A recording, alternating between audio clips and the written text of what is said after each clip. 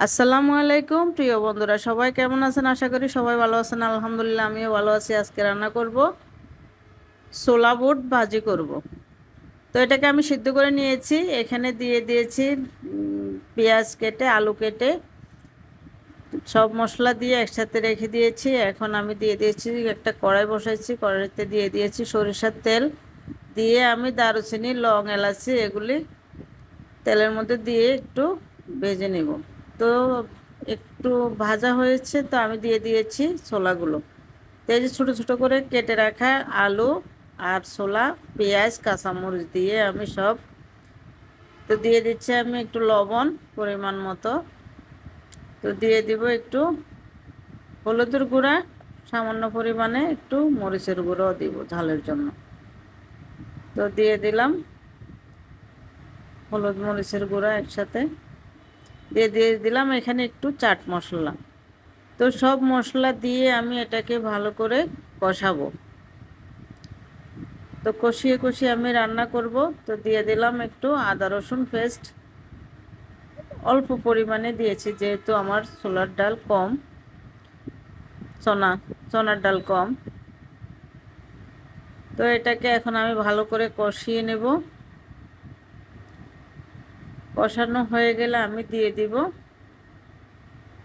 পানি।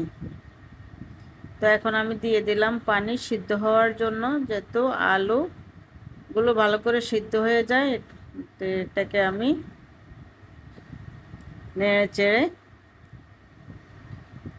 মিডিয়াম হিটে আমি রান্না করে নেব। তো এই যে পানিটা শুকিয়ে গিয়েছে, আলুটাও সিদ্ধ হয়ে গিয়েছে সুন্দর মতো, ছোলাগুলোও সিদ্ধ হয়ে গেছে।